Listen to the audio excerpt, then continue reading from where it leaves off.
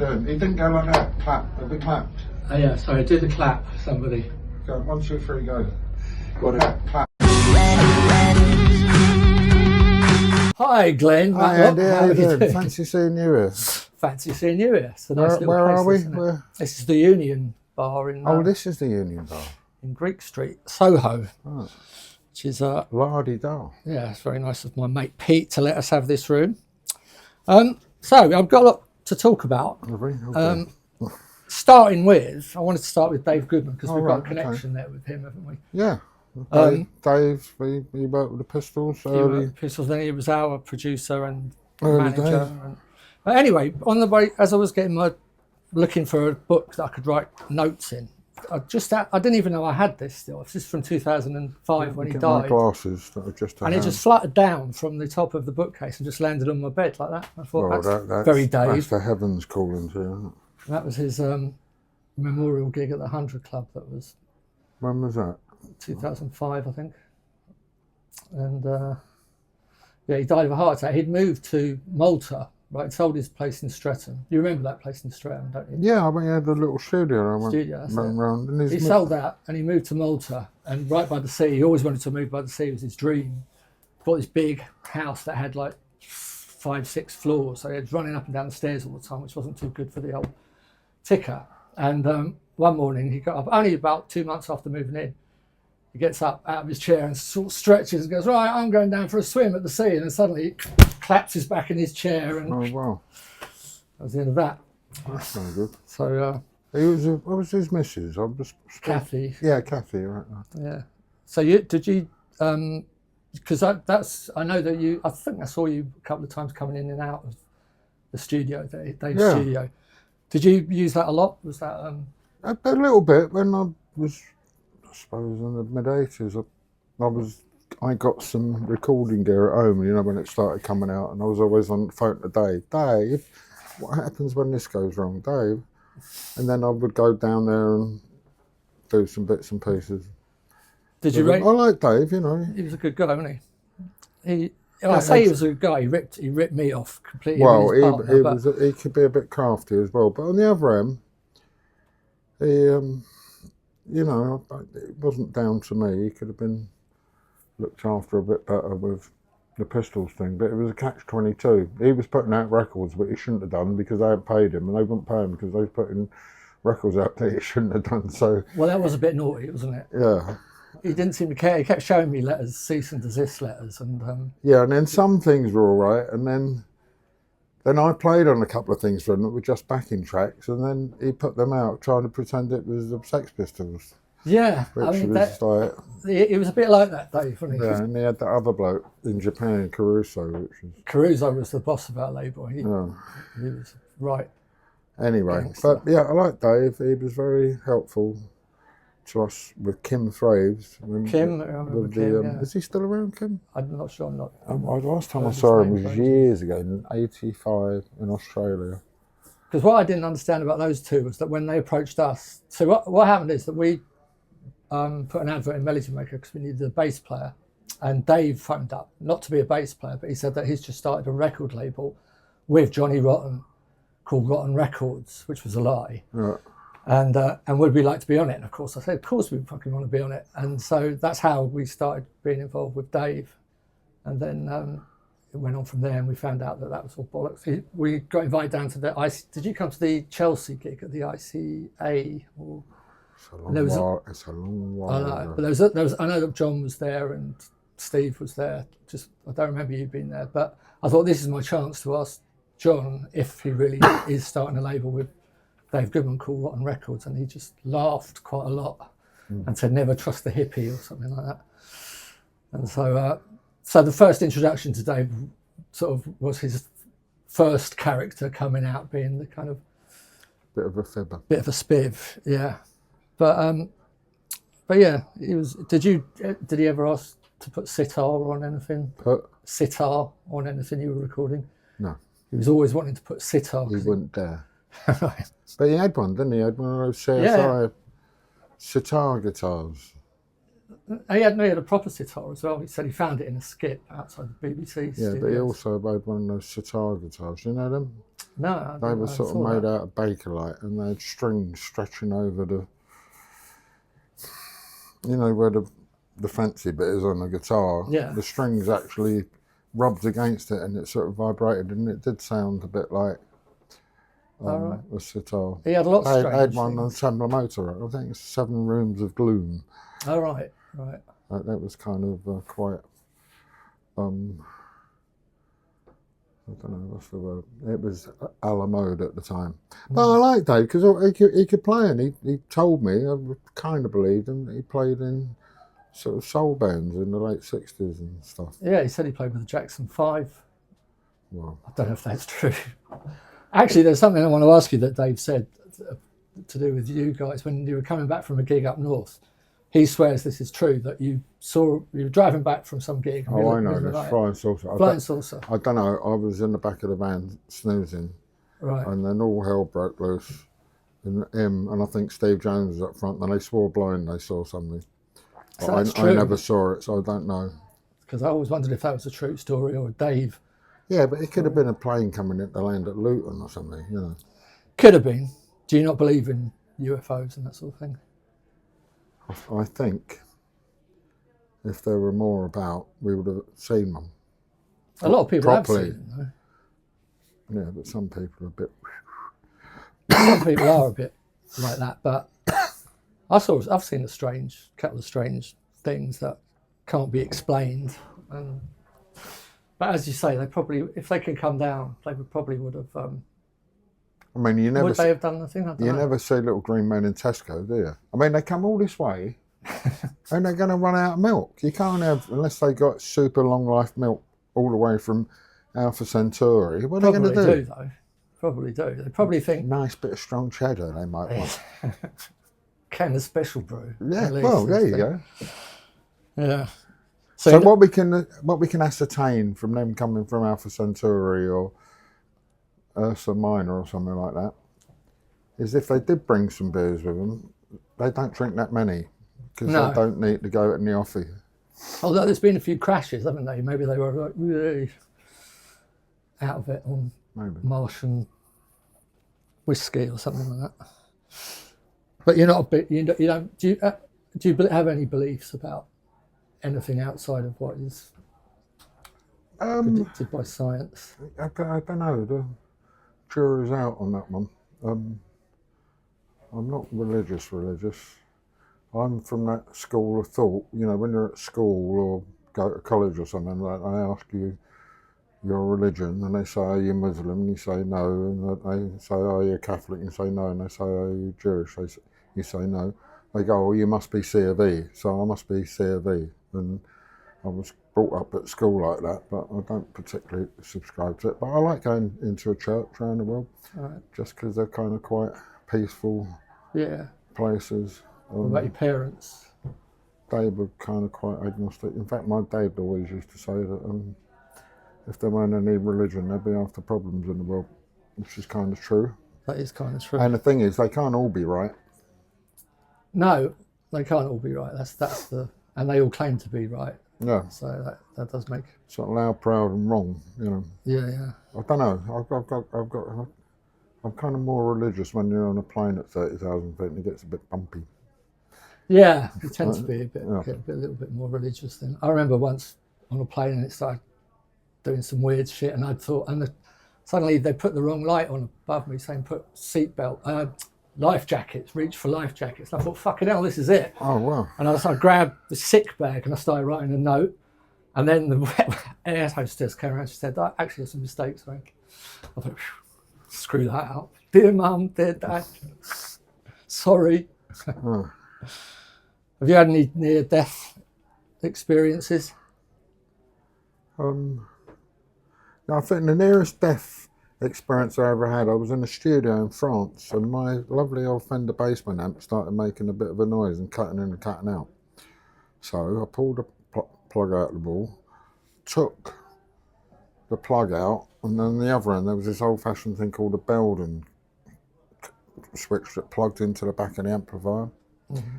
And I took it out, unscrewed the thing, and one of the wires had come loose, and I was in the middle of putting it back in doing it up. And the guitarist who was playing with it at the time had been through to the loo and came back in, and he saw that Glen's amp isn't working because it's not plugged in. And he plugged it in while I had all the wires in my hand, and I went flying across the studio. Shit. And he nearly killed me, but luckily the voltage in France is slightly lower. Right. But I felt great afterwards for about 20 minutes. Right. But It's like electric shock treatment. yeah. It works. He got the rough end of my tongue. Yeah, I imagine. If the Pistols hadn't happened, I've got a few questions that people have asked me to ask you. This is one of them. If the Pistols hadn't happened, then what would you? Because where were you at the time, and how did you meet them? And if they hadn't been around, what do you think you would have done? At the time, I met them. It's kind of a well-known story. I was working part-time at Malcolm McLaren's Teddy Boy shop, Let It Rock, which then became Sex and then became Seditionaries, and I saw through that whole period. But I also got into St Martin's Art College round the corner. I did a foundation course for there, and then I got in to do a degree in fine art painting. So I was going to do that, but in the summer holidays between finishing the foundation thing and starting in September, we decided to take Pistols seriously, so I never went. But I could have been doing that, and I could have been, not the second, I could have been the first Damien Hirst, because I'm older than him. Would you have stayed painting rather than playing bass I then? used to enjoy it. I've hardly done any since then. My art is my music, I suppose. You can't do too much, but You don't have a room. I mean, I like going to art college. I was 17. I was right in the middle of Soho. You walk down the street and see Francis Bacon and Lucian Freud going into the colony room. There was all stuff going on. At art college, there was sort of like-minded people who sort of knew a little bit about art, wanted to know more, didn't really know what they wanted to do, but was open to ideas. And it was kind of a bit of a thinking spot, you know. Plus I could paint a little bit, you know, but quite how that would have gone, I don't know. You don't paint at all now? Or? Not really, no. Maybe one day. But then it's the same as writing a song. Right, I'm going to do a painting. About what? That's always the hard bit of the song. What are you going to write about? You know, is it worthwhile? Has it been done before? How are you going to express that? It's the same with the painting. So yeah. You don't come from the view of just like whatever comes out. You have to have an idea. No, it's got to be of some kind of consequence. How did it go with the songwriting in the Pistols? I mean, I don't know if I'm right, but I imagine you played quite a big part in... I think I was the instigator of lots of the songs. We were sitting around with nothing to do, and I'd come up with an idea, and then things would develop from that. And a couple of things I like Pretty Vacant I wrote, but then John was in the band, and he was the singer who was supposed to be a lyricist, so I quietly didn't bother about trying to write words, because that was supposed to be his job, and he wrote some fantastic ones, you know. Were there lyrics before he wrote? I think he was always writing down ideas. I know I had the idea for Anarchy in the UK, the music for it, and we was knocking it around and playing it. I mean, somebody would bring an idea in, either me or Steve, musically, and we start jamming it, and people would make suggestions how it was kind of constructed. You know, is there two verses before the chorus, or does the middle eight come in the middle, or where's the guitar? Stuff like that, and you're working that around. And then John, with Anarchy, he had a little bag of lyrics, and he pulled something out. He went, "Oh, great, you got something to go with this." And he had either the finished or some rough ideas for Anarchy. Was he quite confident about that? Well, I don't know, really. The thing is, where we rehearsed, we were so bloody loud, and we had a tiny little PA system, he could never hear himself, so I didn't know what he was going on about. But when he pulled the lyrics out, he said, "Great, you've got something to go with this idea." But he never said, "I got this idea, have you got anything to go with it?" Right. It was kind of weird. But I think, he was finding his feet at the time. He was young. He didn't really know how it worked. Would you consider him a songwriter?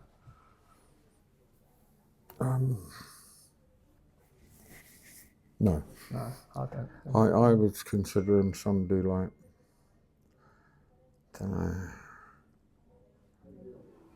somebody like, have you ever heard Jack Kerouac sort of talking poetry over jazz music? Sort of very loosely like that. Right. You know? Yeah. I Does that suppose make sense? It does, because Pill is a little bit kind of loose, isn't it? With the Yeah, but deliberately so, you know. And I mean, he's into Captain Beefheart, which I dig, and Can, things like that. Do you think that all of the albums after the first two Pill albums are not as good? I don't know, I haven't listened to them. Have you listened to much Pill at all? No, I can't be objective about it. But when they came out with the single Public Image, I thought, oh, that was a bit good. Yeah. I think that was a bit of a false start, personally, with that. But I thought what was good about it was because he had a band of people who would not be yes men, you know. That was a good lineup with Donut and Wobble and Keith Levine. I spoke to Wobble. They had something, you know. I spoke to Wobble about that first album, and it sounds amazing how it all came together, really, because they were all pretty kind of out of it at the time. But they were enjoying themselves. No? Yeah.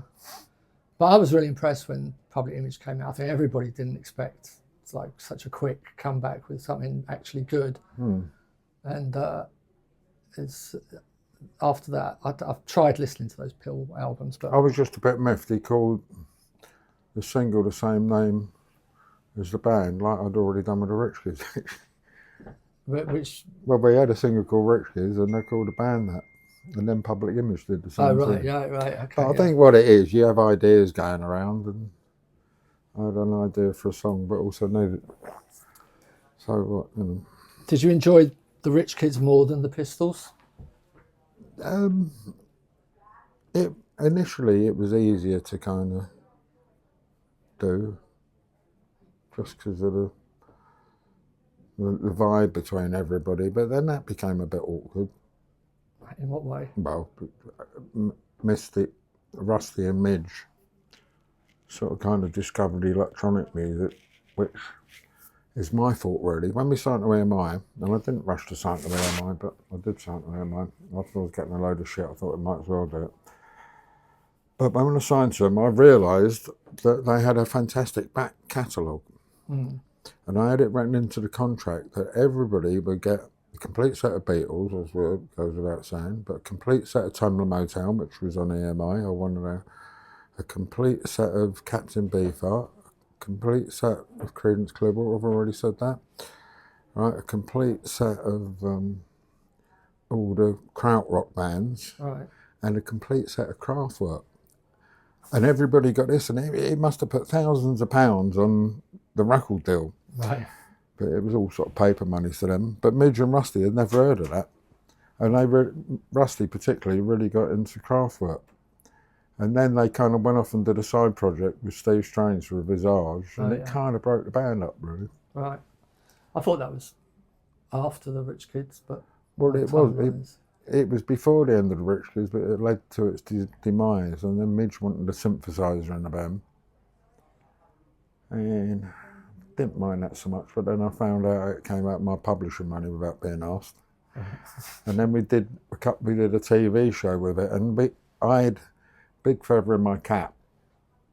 I met, but he plays on one track on the album, and then he did a tour of us, Ian McLagan from the Small Faces, and the Faces, he's fantastic. And I asked him to join the band, and he was up for doing it, but then he got a phone call from some people to go and record with them in France. And I said, who's that? And he said, it was the Rolling Stones. I went, oh, you better go and do that then. And he played on the Some Girls album, you know, and plays on Miss You and stuff like that. Okay. But then we did this TV show with Midge playing the keyboard, and he sent me a telegram. He said, it's all very well having a keyboard, Glenn, but you need to have somebody who knows how to play it. So there was all this stuff kind of going on in. What did you make of Midge? What was it like working with him? Because I thought that was weird, because Slick would like some shitty... Well, that's why I did it, you know. The last thing I wanted to be was a second division Sex Pistols. I tried out nearly every singer in London. No one wanted to sound like John.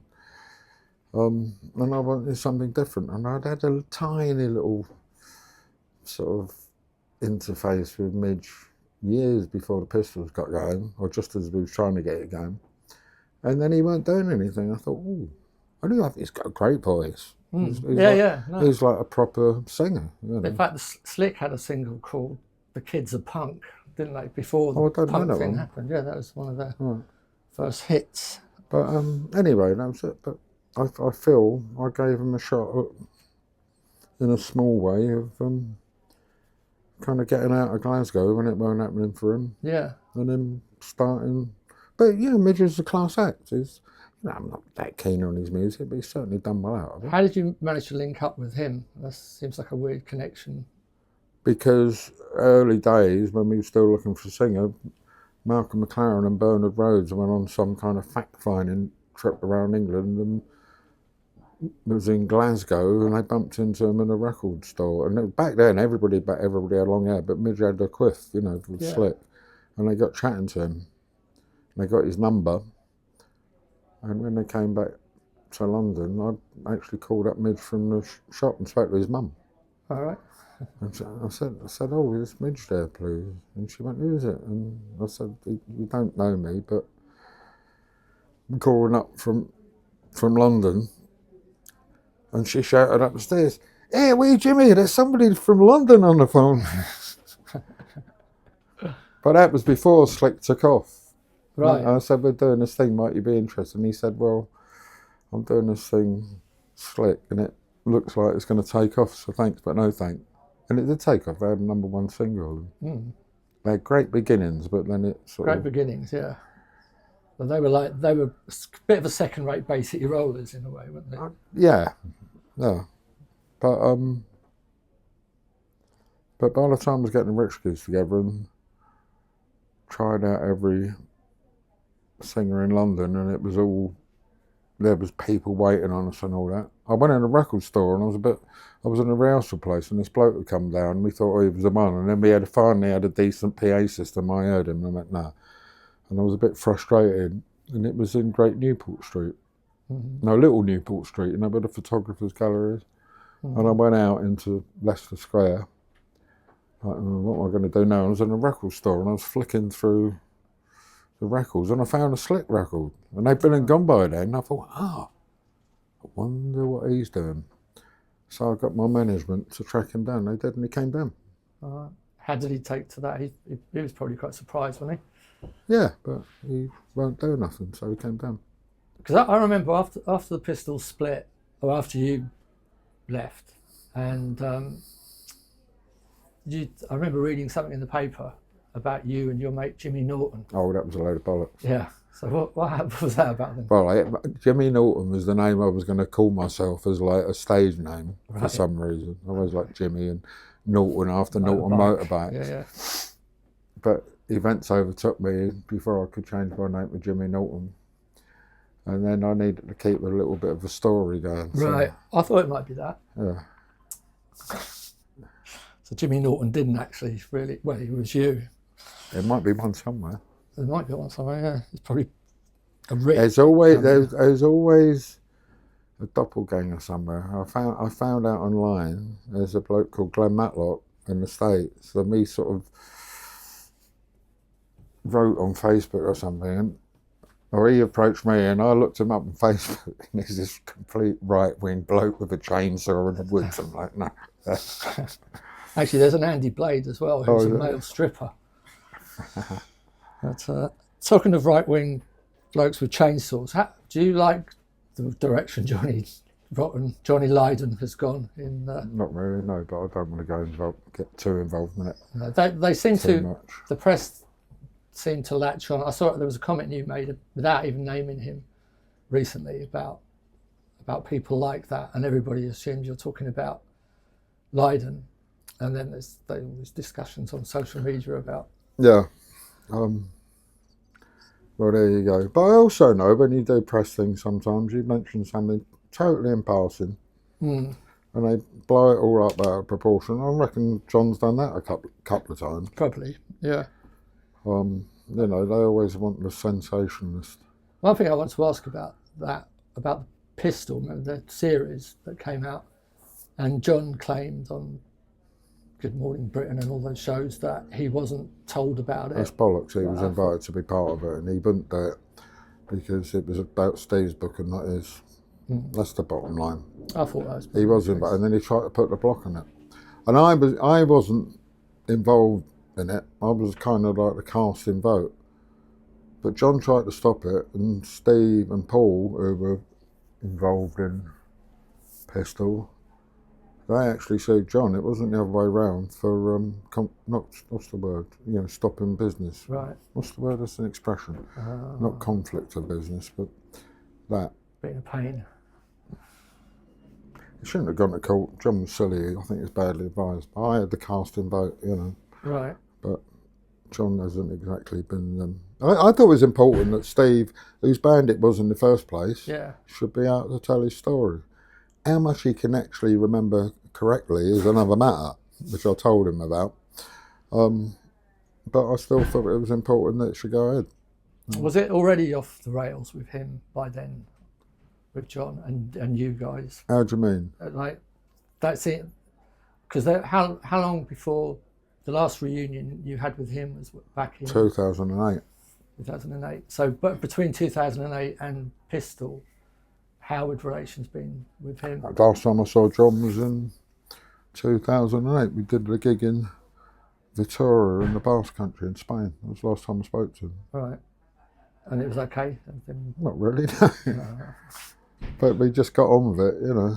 The thing with John was it wasn't you could possibly get on with him, but he always had his sidekick around all the time. It was a piece of work, Rambo. Rambo pissed on me when I was 15 years old, I remember. But and the thing is, well, sorry to it, oh dear, did you deserve it? That was around Nora. You remember Nora, of course. Yeah. Before, I like Nora. Yeah. Well, they John and her had started dating, but she had quite a thing for like young lads. I know that. And she picked me up at the Roxy Club one night and took me back to her place in Shepherd's Bush. On the way there, I crashed her car, but that's another story because she let me drive. The Triumph Herald. What's that? It was a Triumph Vitesse, wasn't it? She used to have. I can't remember. I thought it was a BMW, but I could be wrong.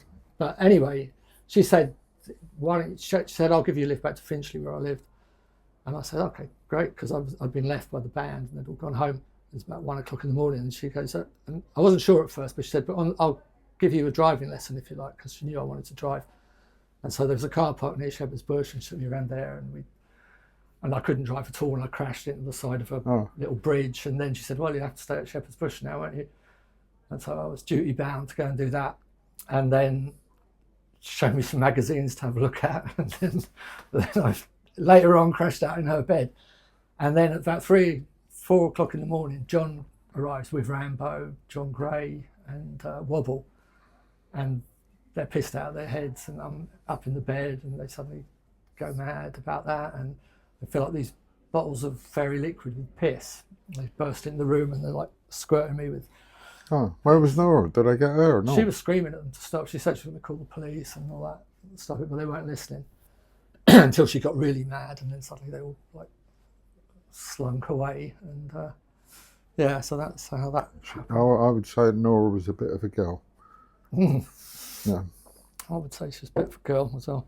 Picked up some sulphate from Tony Parsons on the way over. As you do. So we went in the car.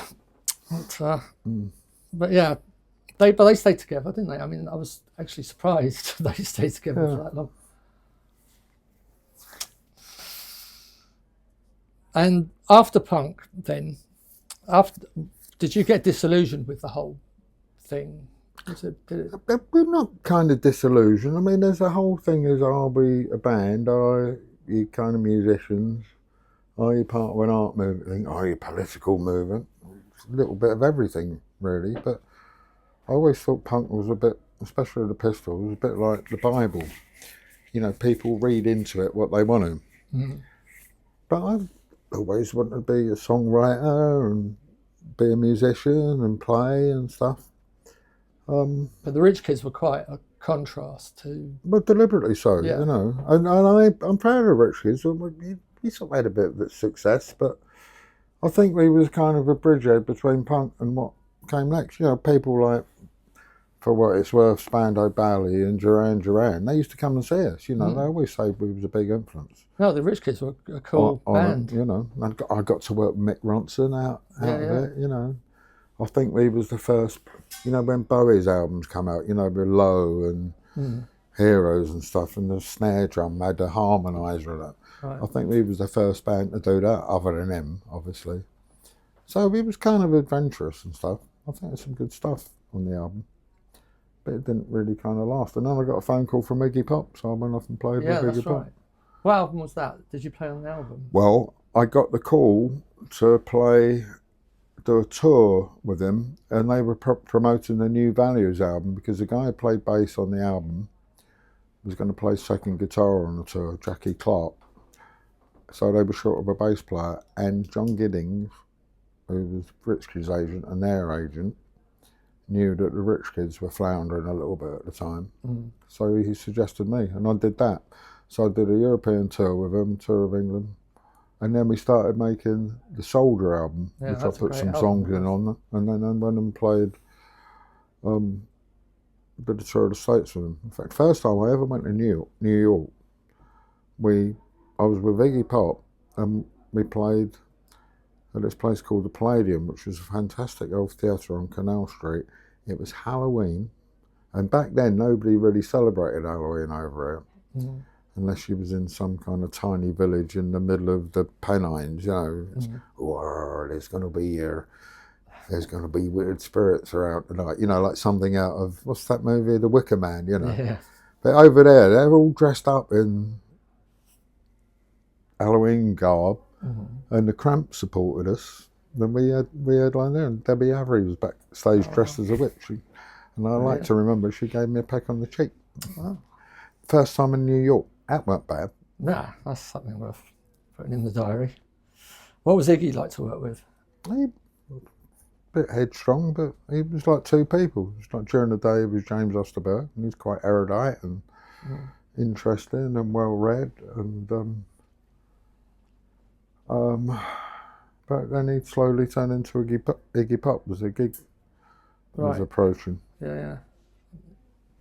And Steve knew he was an interesting character. He was the guitarist. Steve was a fantastic guitarist. He could play like heavy duty punk. He could play like Charlie Christian or Barney Kessel.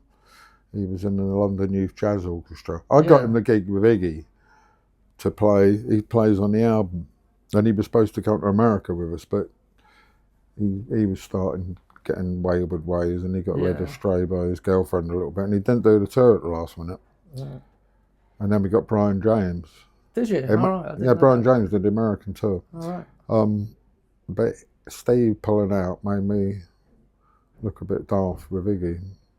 I thought he didn't mind too much, but Steve had he was tipped for, like, on the scene, the people on the scene at the time, he was tipped for like great things, and then when he was in the Rich Kids, he was like a real pop star, wasn't he? Yeah.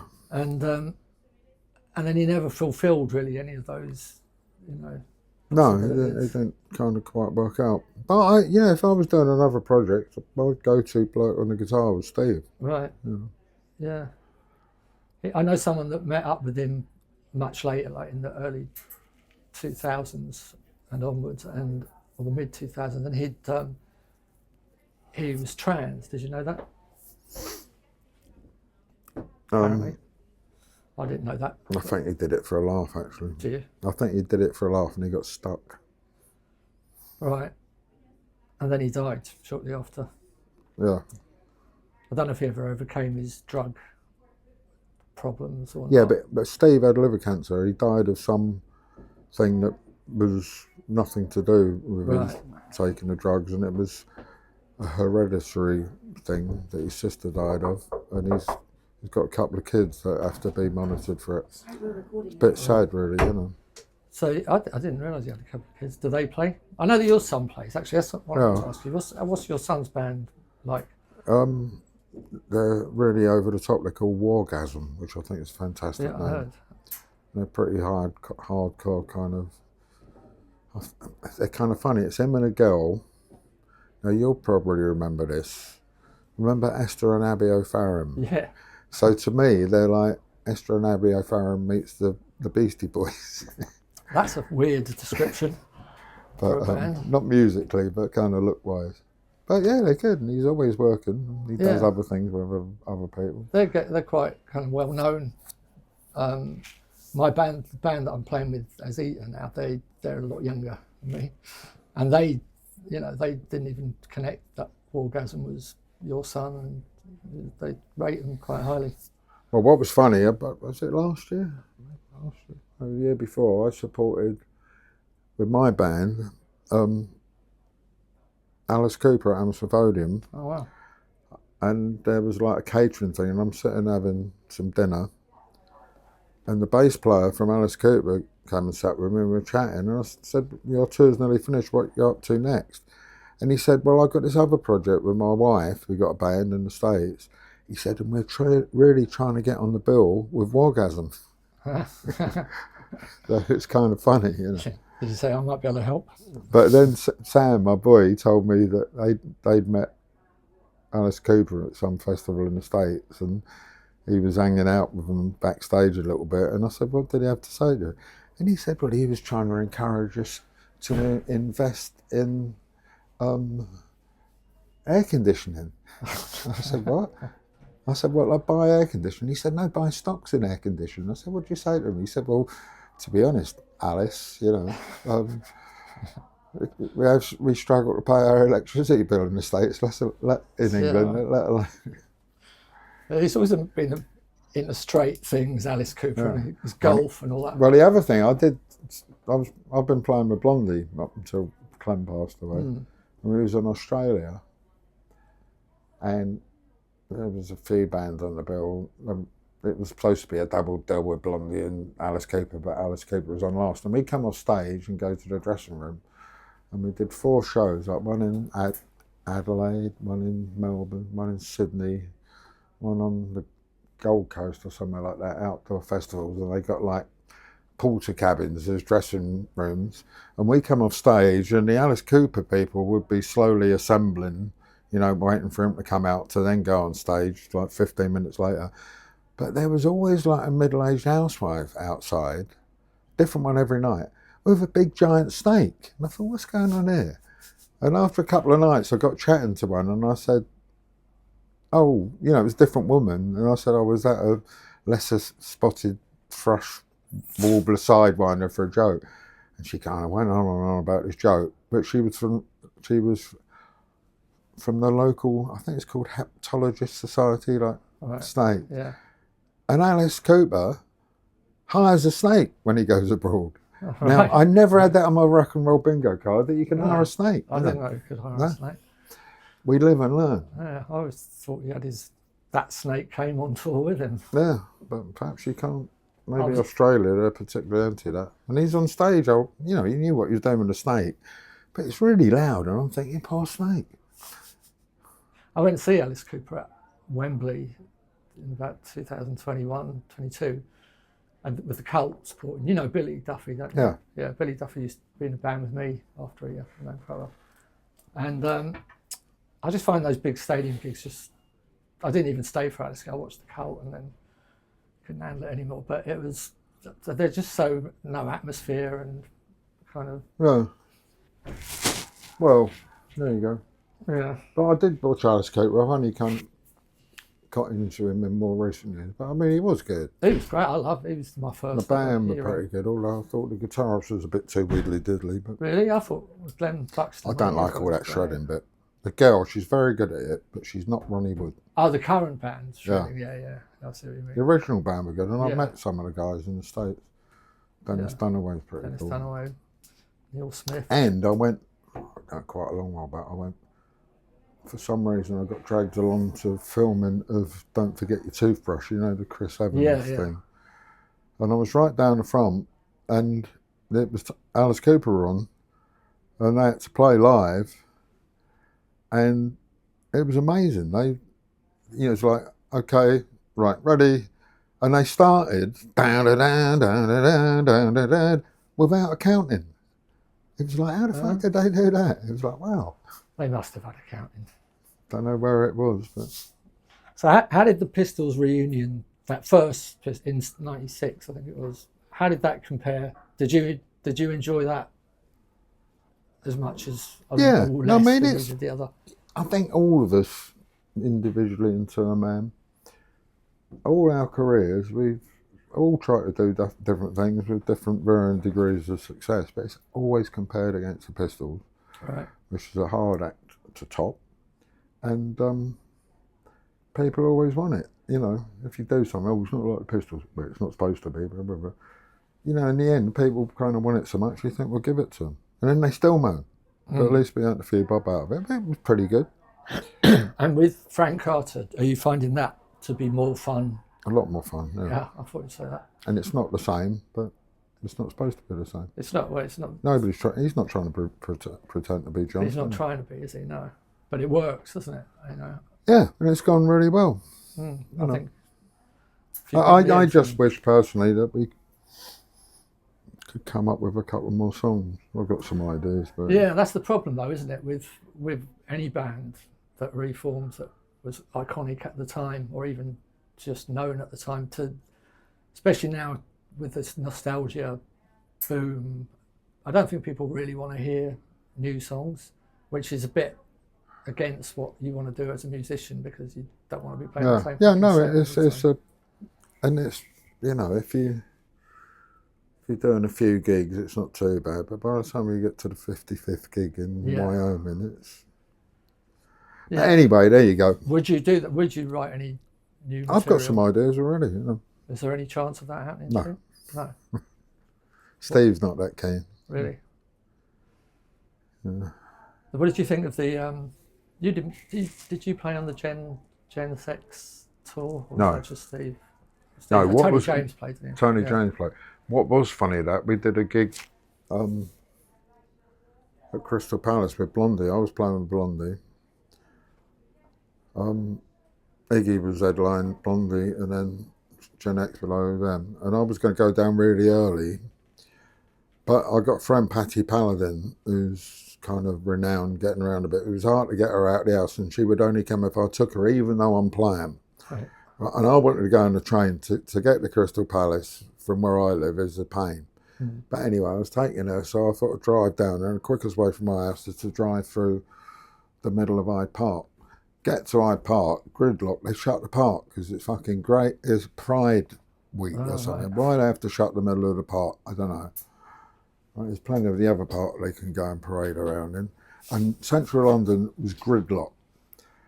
So it took about 2 hours to get there. And I Shit. finally get there, I had my passport to get Patty one. And just as I'm getting her one, at the artist entrance, I heard them Gen 6 start Pretty Vacant down there.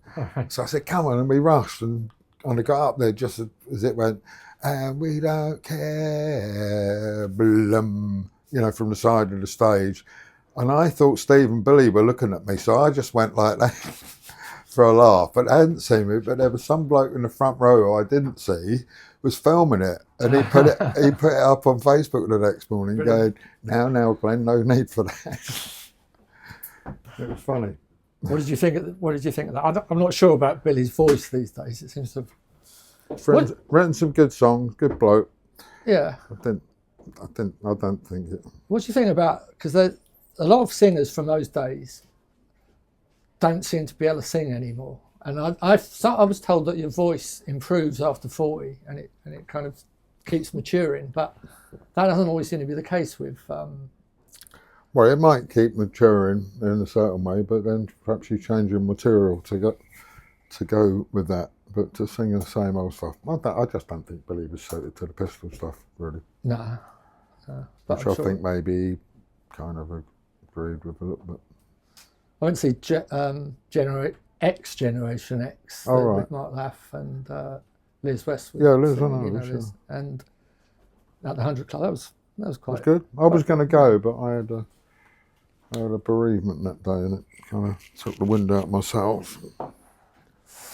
So, did you ever work with Marianne Faithful? No. Nothing. No, why'd you ask? I don't know. Because maybe a Dave Goodman story, but I'm sure he mentioned that you were working. No. He said he was producing something with you and Marianne. Did you know Ben Briley? I knew Ben, who Right. was married to her, Perhaps he got mixed up. Maybe. Perhaps he got mixed up. Maybe. I quite liked some of the stuff that Marianne Faithful did. I like Yeah. Broken English. It was great, wasn't it? She has a very distinctive voice. Yeah. Sort of in that kind of sort of Germanic kind of thing vibe. Bit Nico. Yeah, well, no, even before then. No, I'm thinking of Marlene Dietrich and all that. Yeah. Or that other German bird who does all the Marlene Dietrich and Bertolt Brecht stuff. What's her name? Leggy German woman. Ute Lemper. Oh, right. Quite like her. Yeah. Yeah, but I saw her coming out of Tesco's and made of alcohol a few years back. Marianne or Ute Lemper. Ute Lemper. All right. Okay. Well, Marianne used to come down to the label records. You know, Dave Goodman's set up in Fulham quite a lot with Ben, and Ben was like dealing drugs to everybody. I want to know about that, but yeah. And she probably. She was just nodding. I was really excited to meet Marianne Faithful, you know, and she looked a bit like a bag lady, and she was like just flopped in this chair and just nodding out all the time. But sad all that. But she got over that, didn't she? I believe. And just a quick one on Sid. What did you make of Sid? Were you? I thought it was a likeable nitwit. Yeah. With a good haircut. Did you find it surprising that he was chosen to play bass when he couldn't really play? Do you think he couldn't really play? Not at that stage. He probably would have got there a bit more, but that wasn't what he was about. Whatever I'd say is going to sound like sour grapes, but I always thought, you know, the Harry Enfield show where there's two blokes sitting in a pub and one, Paul Whitehouse says something to Harry Enfield. He said, "You think that?" He said, "If that's what you want, that's what's going to happen." And I always thought that when they got Sid, it just wouldn't last. And I felt proved right. Proved definitely very right about that. Tour sounds so depressing. That last American tour sounds like. Well, do you know what? I thought it was pathetic. They had the world going for them. They had a big tour of the States, and they couldn't even fucking manage that because of him. Yeah. It's a joke. I guess a lot of that's to do with Nancy's involvement with him, but I don't know, maybe it would have been just imploded anyway. But Sid was kind of quite a good punk singer in the way that maybe loosely Elvis was, or Shakin' Stevens, or, you know, in that he could sing a song very well, but he couldn't necessarily write a song. No. You know, John had the gift of the gab, but Sid could just sing a bit. And I did a gig with him, British White Kids, just for a laugh. Yeah, I remember.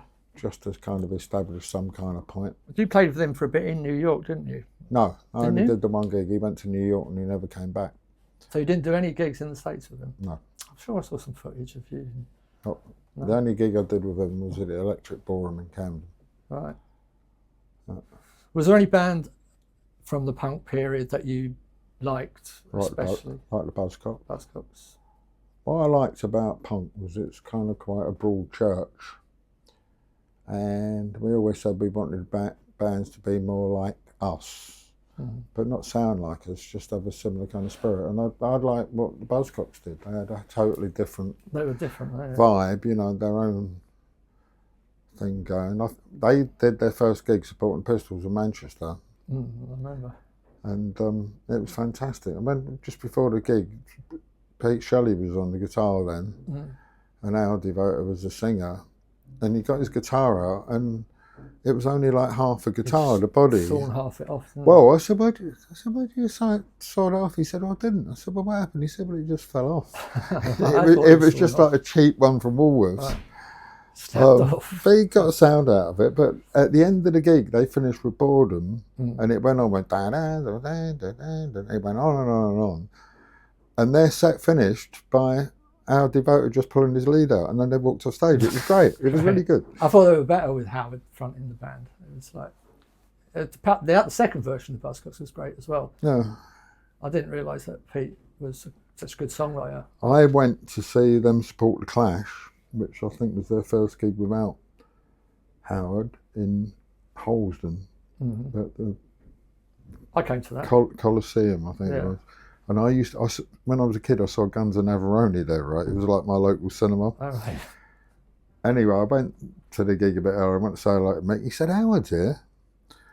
I said, oh. I said, where is he? He said, he's upstairs somewhere. I said, what's he looking like? He said, oh, you'll see him. Anyway, it was in the middle of the summer. It was really hot.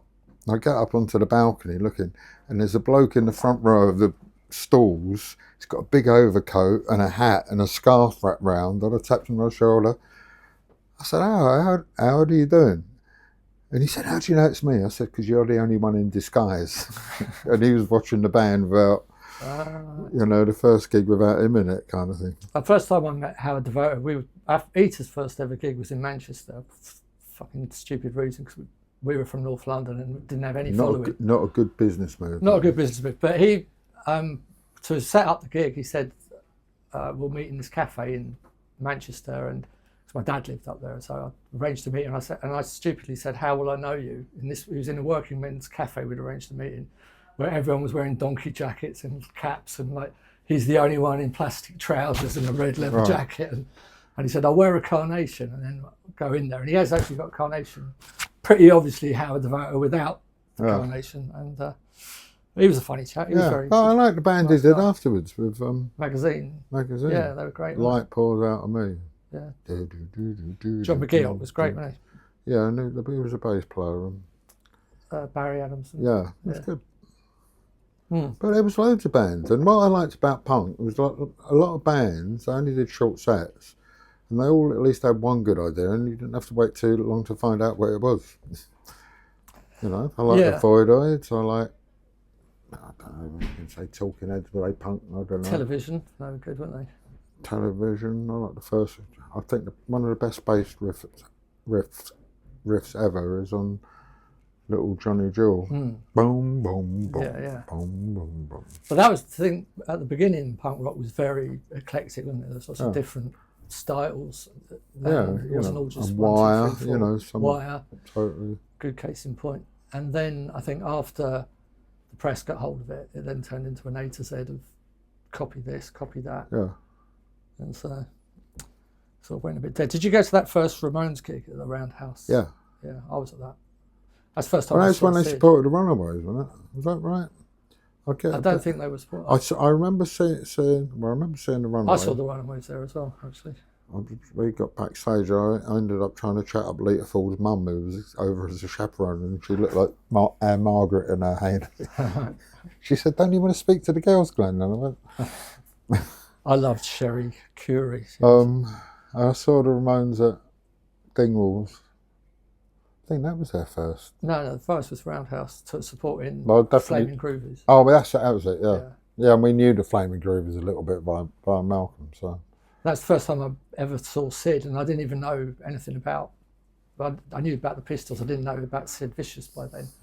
And he was handing out leaflets for the Pistols at the door. Oh, was he? For 100 Club. Oh, so he did come in useful for something then. And then everyone that didn't take a leaflet, he'd just trip them up. So I took 3. Okay, so the Beatles, right? Yeah. I don't know if it's really true that I'm not as big a Beatles fan as I was made out to be. Okay, well, let's find out about that. I like a few of their rockers. I like I'm Down and Helter Skelter. Right. And I like Back in the USSR. But not She Loves You. Some of it was a bit mawkish.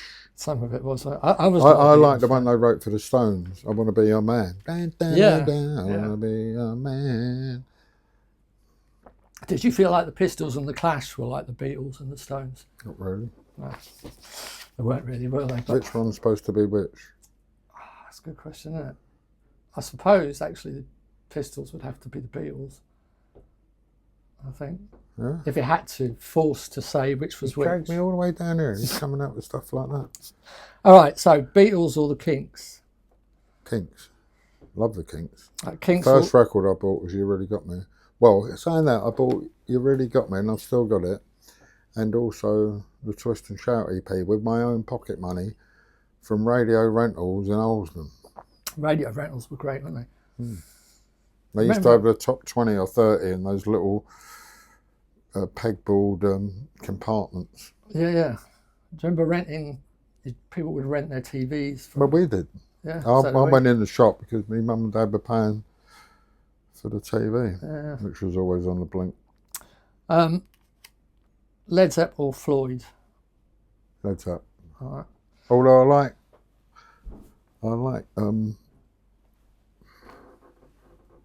like Pink Floyd's first album with Sid Barrett. Yeah. It's almost like a Wire album.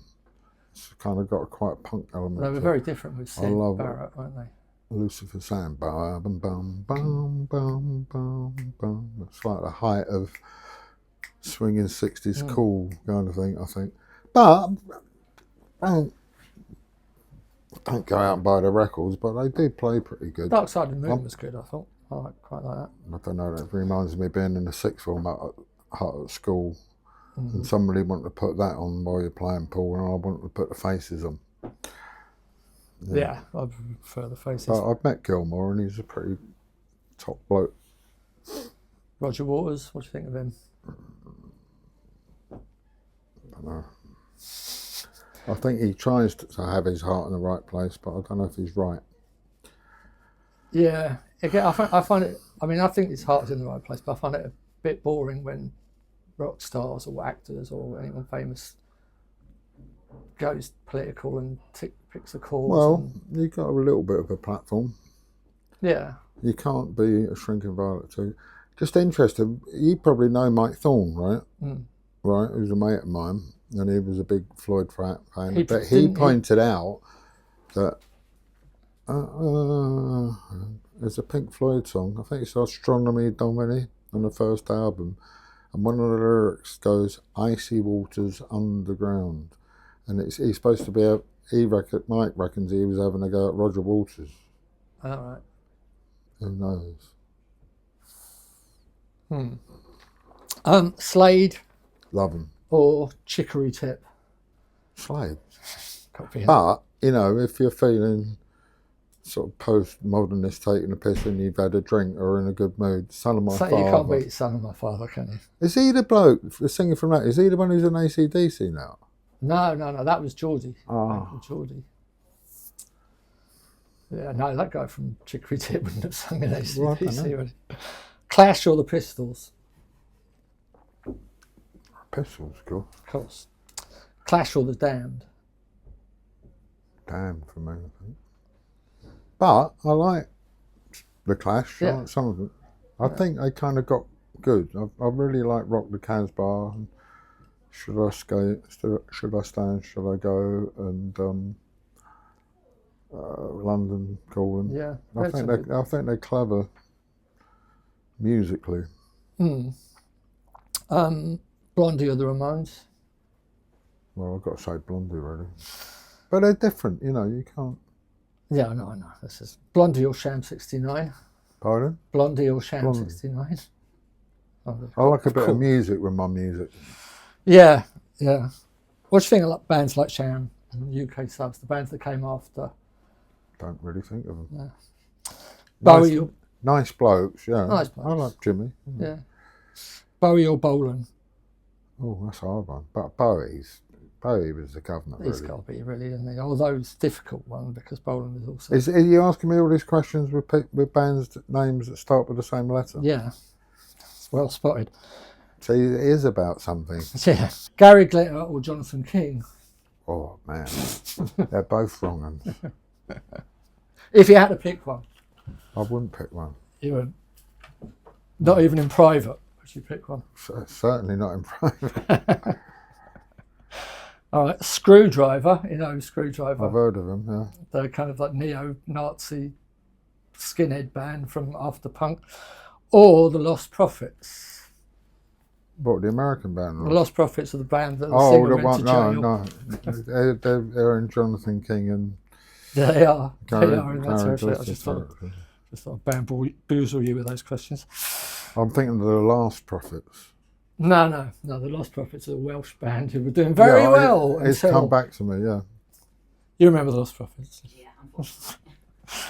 Okay, if you It came to a horrible end, didn't it? It came to a very horrible end. Yeah. Yeah, he got...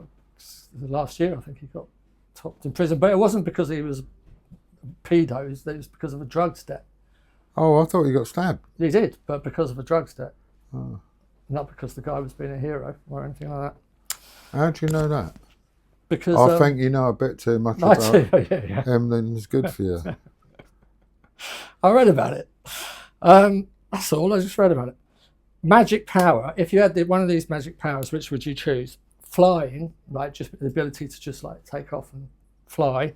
Healing, which is a very Dave Goodman one, or being someone else whenever you like it. Like you could be like. Well, I'm quite good at being somebody else when I. No, but literally someone else. Like you could be like Mick Jagger for a day, or you could be. Yeah, but he's getting on. Why would I pick? Oh, we're not Mick Jagger then. Let's say who? Who would you want to be? See, I'm quite good at being somebody else already because I got introduced to the drummer from Jamiroquai the other night. All right. And he said, "Oh, this is Glenn from the Sex Pistols." I said, "Hang on a minute, what day is it?" And they said, "Sunday." I said, "Not on Sundays." And he went, "All right then." So that works. So out of those two, flying, healing, or being someone healing. else? That's still a bit of good in the world. That would definitely be Goodman's reply. It's funny how he got into all that kind of love the planet and love Dave. everybody. Yeah, but then he was quite happy to rip people off on the side with it as well. Most people are just mixed up kids, really, aren't they? I think everybody is a mixed up kid. I think everybody's basically trying to work it out, and then kids it's too getting late. older. Yeah. When you think of yourself, do you think of yourself as like your age, or do you just still see things as you were younger? Because I tend to not kind of connect with my age. I find it a bit startling when it's pointed out to me that I was born in 1961, and that means I must be old now. Because I don't feel the way I think and the way I am is not old. Do you feel the same? It's just what it is, really, isn't it? You can't do much about it. No, you can't. You do can much about try it. not to be too old and set in your ways, but it's hard sometimes. But I don't think I was ever had a job working as a funeral director or Are you glad? behind the tills at CNA or something. I've seen a lot more of the world than a lot of people. Do you think you would be quite a different person if you had just had a normal job? Who knows? Do you ever I wonder? don't think I've. Well, I don't know. I mean, if I didn't do the Pistols, I was down the art route, wasn't I? So that's kind of different. Whether it had worked out or not is another matter. But on the other hand, I have had a few jobs in the early years when I was trying to get going. I was a trainee accountant at Rolls Royce once. Yeah, so only for the money, and I got my bass cabinet out of that. Right. So it was a useful tool. Cool. All right. Nearly finished. I'll just. There's just one thing. One thing I have done, I'm quite proud of all my life, is I think I've been a bit of a grafter. I've always Right. worked. Right. Always want to put some How work in. successful is another matter, but Here's a scenario. Right. You're down in the tube station at midnight, yeah, and I'd be a bit past my bedtime these days. But yeah, go on. and then you're on. Do you know this Jam song, Down in the Tube Station? Down in the tube station at midnight. Okay, you're down. Whoa. That's the one. You're down there at the tube station at midnight, and then you see a bunch of thugs, guys who look like thugs, and they smell of wormwood, scrubs, and too many right-wing meetings, as it says in the song. And they shout over to you, "Hey, you, have you got any money?" Would you say, "I've got some money and a takeaway curry," or would you just say no? I'd probably say it's hard enough to come by. No. No, I'd just say no. Yeah, I don't know why Paul Weller decided that he would explain he's got takeaway curry and he's on his way home to his wife. I had a coffee with Paul this morning as it happened. Did you? All right. He lives around the corner from me. How is he? He said he was cold. I thought he still had a place in Woking. He's what? I thought he still had a place in Woking. He's got a studio down there and his family from there. I'll just ask you these questions quickly from people on Facebook. QPR Massive on the show, says Eddie Locke. Yeah, that's Eddie Wood. Yeah. Yeah. Yours, Eddie. I would like to know why he sings in an American accent. I never dared to ask him from Who, Jackie me? Parkin. Yeah, Who asked that? Jackie Parkin. Well, I don't know that I do, but all the people I've listened to and songs I like, you know, they've all got ain'ts and go. It just comes out like Sometimes it just comes out that. like Really, that. I don't deliberately do it. It just sort of comes out like that. And then on the other hand, also, if you write a song, you want to people in America to like it too. So But then I did have a song. What was the song?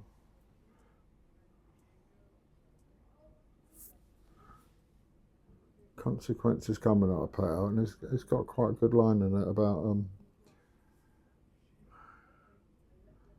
something cotton on.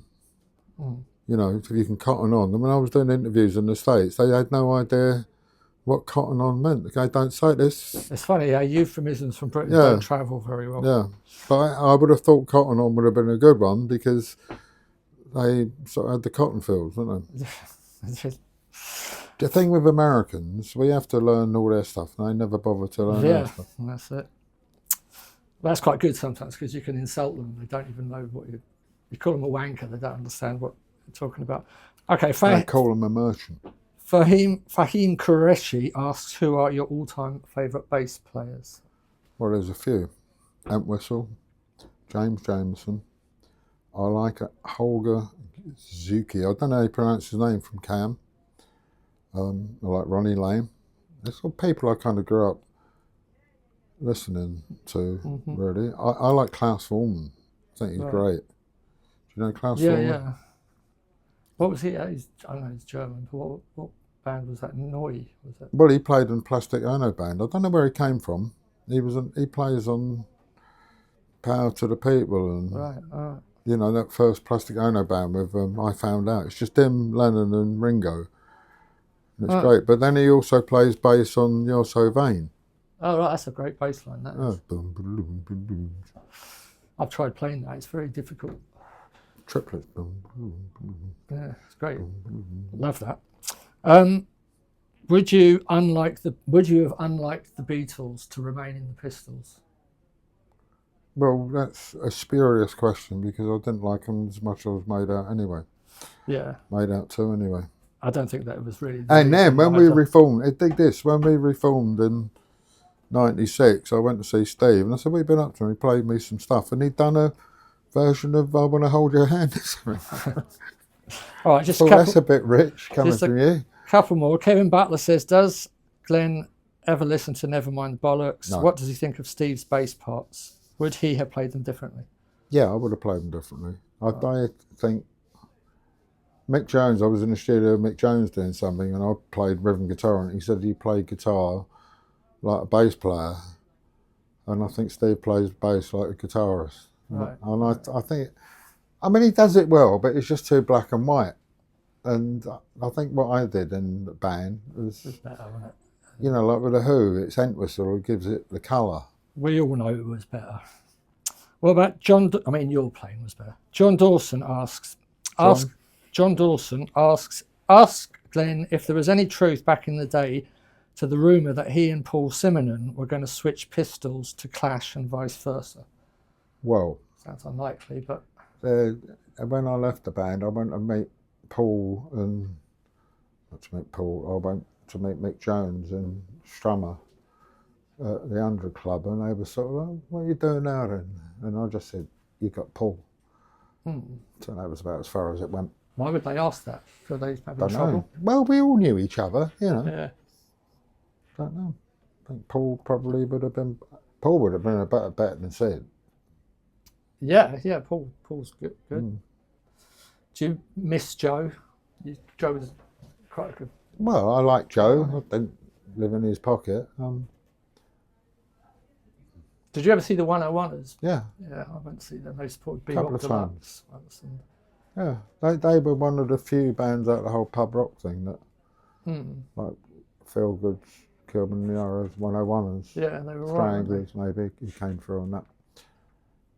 I did like, there was a group called Salt. Did you ever see them? Salt. Yeah, they were like heavy duty, sort of 3-piece band with a singer who was a bit of a hunchback and a short guy. who was very good on the harmonica, they played really well. And it was like when you go and see a band, just you had nothing better to do, and it was cheap to get in and have a bit. And the band had like flares and those horrible square-toed stack-heel boots, but they played good. Yeah. But he was very good on harmonica, and the Red Cow, he started doing a harmonica, and they got off and had a pint at the bar, and he's playing away like that, and he's going, you know, sort of come back on because he's run out of puff, and they ordered another pint. Brilliant. All right, Glenn. Good. Thank you very much for Cheers. Thanks this. for inviting us. Cheers. I shall see you anon. Yeah.